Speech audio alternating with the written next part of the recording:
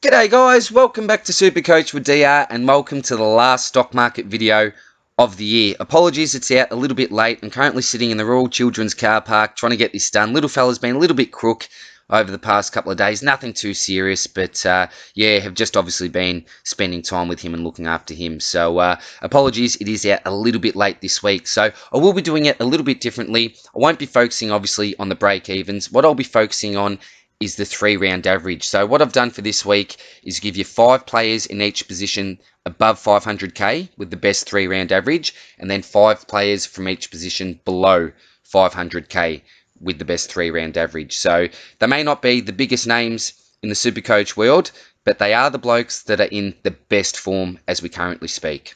So we'll start off with the defenders. You got 5 blokes there that are above 500k, and 5 blokes that are below that 500k mark, depending on where your price range is this week. Look, I think for any of those mid-price options that you'll find around your 300s, it's just a bit of a raffle. So, yeah, if you're looking at someone around that price, then, yeah, just trust your gut, look at who they're coming up against this week, and just hope for the best and cross your fingers, I think. But for the blokes that are in pretty good form, I think, over 500k, Jack Crisp is in the best form during the last 3 weeks. 132.3, 7 points above the Seagull, which is amazing. The Seagull, speaking of him, you can rely on him any week. If you've got the money, yeah, you can lock him in for a good score, I'd assume, this week. Rory Laird, he's coming up against Richmond. Look, I was assuming that Richmond would leak a little bit of midfield points to Geelong last week, but danger, yeah, terrible score. Duncan didn't go well.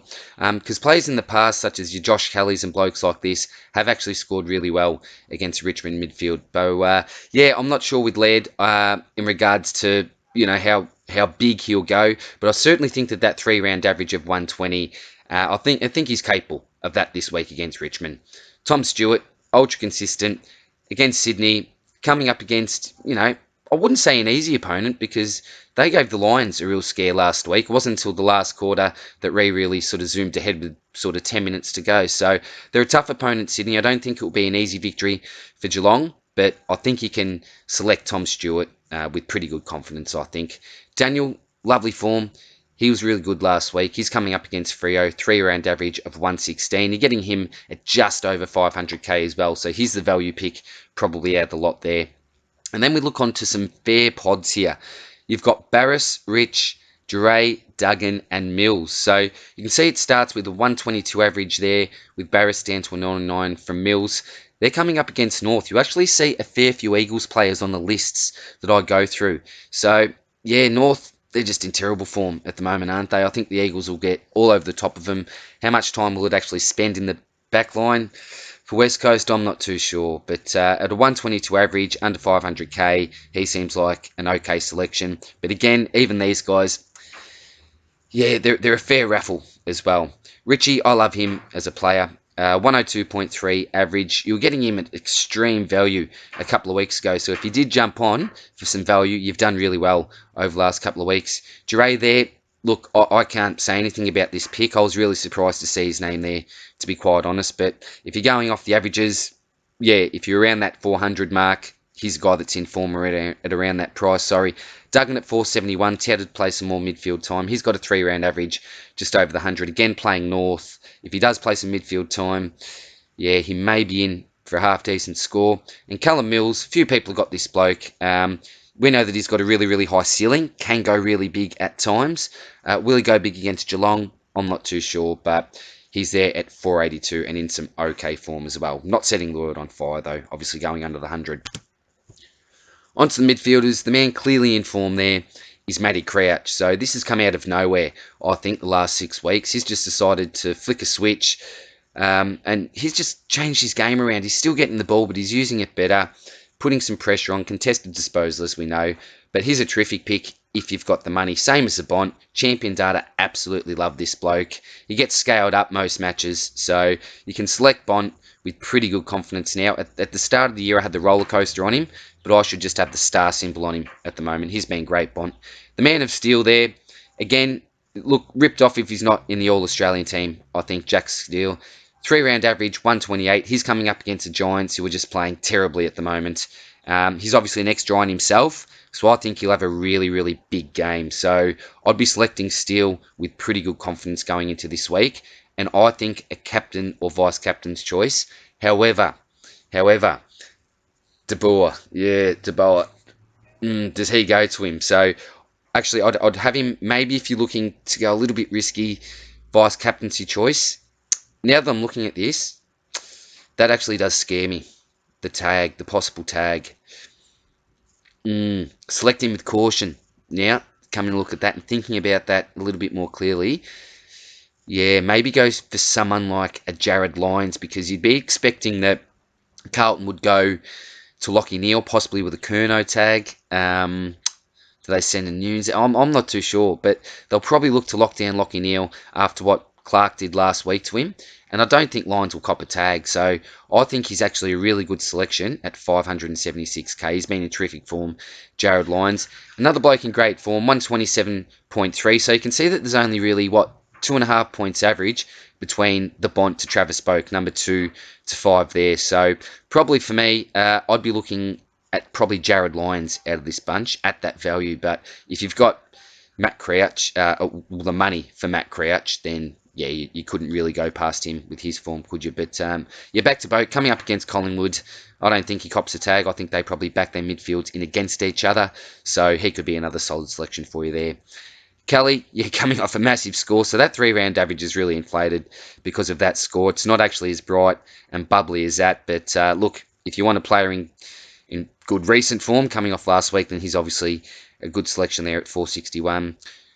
JPK, he's coming up against Geelong, so they won't look to tag, I wouldn't imagine. So he's a contested beast. They're a bit of a contested midfield, so he could score well against them at a good price. Noah Anderson, really good value, coming up against the depleted Hawthorn side, so he could be a real smoky to get into your side. If you're around that price, he's the cheapest option that you can see here. Setterfield, he's almost at the 500k mark, 102 average. Look, I thought that most Carlton fans would have been pretty disappointed when this bloke first came into the side and didn't look great for me, but he's really gone well this year, I think. Had a pretty underrated season, Setterfield, so yeah, 102 average, yeah. I think he's a half-decent pick, but at 500k, yeah, I'd be looking probably elsewhere if you can. And Libba, he's been great this year. Maybe not in a super coach sense, hasn't been awesome, but he's been really solid and had some really nice scores there. But for Doggies fan in general, they'd love to have Libba back. He's just a cult hero, a real Doggies man, a team man. And yeah, he'd be a bloke that you'd love to play with, I think. A little bit of a wacky sort of personality. But I think that would really add to the fun around the club, I think. And I think they really rate him as a good teammate, Libba. So, yeah, that's sort of my take on these midfielders. But, look, ideally, if you can, get one of these primos in. Anyone that's under 500k here, I think, is associated with a little bit of risk, and there's certainly no guarantee to go over the 100 plus. In saying that, some of these blokes have some decent ceilings and could go really, really well for you and be that difference between winning or losing one of those league grand finals.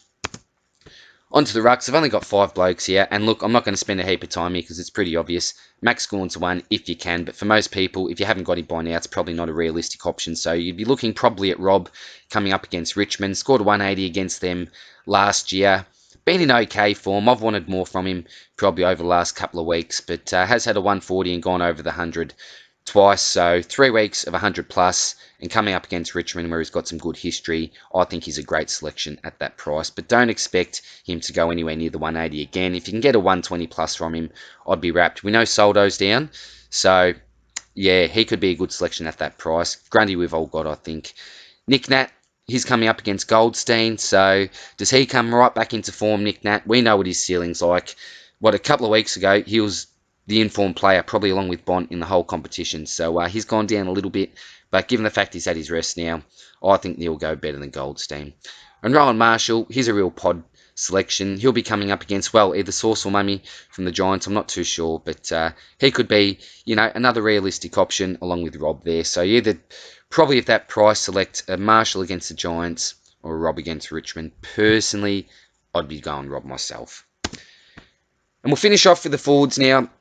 Huey Greenwood, I'd always planned on getting this bloke in. He was in, I think, 2 or 3 of my 3-week plans, but just didn't eventuate, mainly because of his bye in the end. But look, I probably should have looked past that bye, to be quite honest, and got him in anyway, because this is one of the ones where I should have trusted my gut. Really like this pick. I didn't really like him at the start of the year in my starting side, but after watching him for probably the first 2 to 3 weeks, it was pretty obvious that he was going to be a good pick. So I should have probably got on him a little bit earlier. Went through a little bit of a quieter patch, did Greenwood there, but yeah, he's hit form and the informed forward basically in the comp, apart from one of the blokes we'll talk about in a minute that will set you back 440k, which I think will be a terrific selection. Robbie Gray, apologies. I had the trap symbol on him. I just thought that he was going downhill with his role, with his age, but look, he's really hit form, and you got to respect Robbie Gray. He's a real talent. I never doubted his talent. It was just that he wasn't staying in games, coming in and out, particularly with that forward role. But he's really hit form. So apologies if I did scare anyone off in the previous stock market videos when they had the trap symbol on him. I did take it off him, I think, a couple of weeks ago. But yeah, he's been really good, Robbie Gray. Tom Hawkins had a terrible game last week. Is that the formula to shut him down? Maybe, but we know what he can do. Coming up against Sydney, they've got a decent backline, but they've got injuries. So you could expect him to have a pretty decent score again this week, I think. But he's won the Coleman. Congratulations, Tommy. You've done really well, mate. And again, he's someone that earlier on in the year I had the trap symbol on. So apologies a lot. They're two, and I'll admit when I get them wrong, they are two that I did get really, really wrong. But I'll speak about them in my end-of-year review, I think, and some of these players that I'll be discussing. Track there as well. Look at that 3-round average. So nowhere near his season average, or when we say nowhere near, it's what, 15 points off. But he's going all right. But we have started to see some of those lower scores. Is he tiring?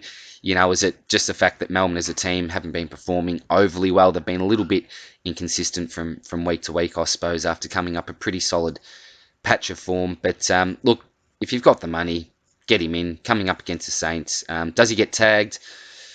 Possibly, but yeah, I'm not too sure. It's really hard to predict that. And Lockie Whitfield, yeah, this guy's killed me this season. I'll say that every week.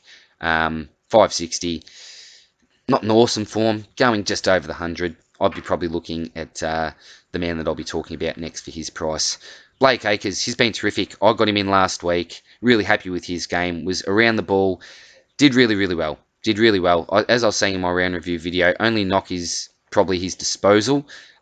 Couple of out on the fools, I think. Couple of turnovers. But again, some goal assist involved in most scoring chains, I think, from memory as well. So he's a pretty, big-bodied type of a player. We know his injury history, but come on, one more week we need him to get through. And he's coming off a 3-round average of 119. So I picked him up under that 400k mark. Absolutely wrapped with that.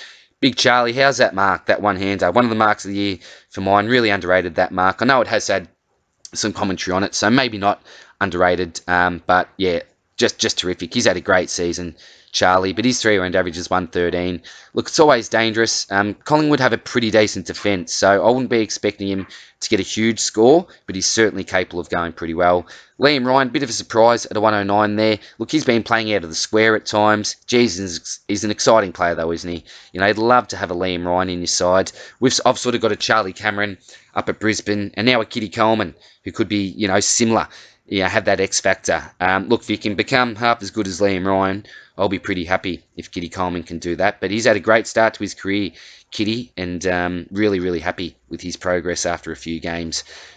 Jordan De Goey, didn't he come out and go bang? So, look, this is a risky pick, particularly against Port. Who knows what he's going to bring? But if you just want to go for an absolute pot option, take a bit of a risk, then get De Goey into your side. And this bloke, geez, frustrating pick for me this season. I started with him, was hoping for the best, started off really well, then just went really, really downhill. And of course, as it goes, I finally lost patience, traded him out for another premium, and I think he's probably outscored that premium almost. I think I'm almost gone through 2 premiums that have been injured, who I got in for Smith, to be quite honest. So a bit of a failed trade out there. But his 3-round average is just under the 100. So, if you've got sort of 450, then you could go worse than Dev Smith. So that is it for me, guys. And look, this will be the last stock market video of the season. So look, can I just say thank you very, very much for all of the support, for all the great feedback I've got from everyone. Next year, I will be coming back bigger and better. So I'm adding things to the table. Thank you very much for the feedback I got in the last video as well. I'm looking to add this 3-round average permanently, as well as the projected score as well. The opponent, I'll probably leave that out because that'll be pretty obvious. We should have a pretty good idea about who each of these blokes are coming up against each week. But I will also include, remember, obviously the break-even. It's a stock market video, so the break-evens, when we get back to next year, will be probably one of the most important things. I'll also keep onto the symbols there, so don't worry about that. The pod symbols, the buy nows, the sells, all that sort of stuff. And I'm certainly going to leave the peanut symbol, to be quite honest, on Laddams, Houston, Coleman Jones and Stack, I think. Might be a couple of others I'll have to add that I've forgotten there. But until they can show something or, do something good for the Supercoach community or the AFL community, get some respect back, I'm leaving the peanut symbol on those blokes. So, yeah, again, thanks for everything, guys. I know that this was a bit of a short one, but look, lots of people are losing a bit of interest now. Lots of people have run out of trades, so the stock market video isn't too relevant to a lot of people at this stage of the year. But thanks again. Keep out for my end of season review. That'll be a really big one. I'll go into detail about how my side went. I'll go into some of those blokes I'll be looking to select possibly next year, and I may even do a bit of a stock market review. Look at some of those blokes that had some really big spikes and look for maybe some patterns in the numbers. I might do that actually during the preseason for a bit of content to keep everyone busy during then, and give me, something to do Supercoach wise, and see if we can track some of these numbers and work out maybe when an ideal time to get someone in would be. And I'll really try to analyse this data and crunch some of the numbers. That might be good. But as I said, keep out for my round review. I'll do another potty with spills. Keep out for that. And then I'll also be looking to add to the preseason content also. So keep out for that, guys. Thanks again. Good luck this week for anyone that's in your Supercoach Grand Finals. And I'll see you soon, guys. Take care. Bye.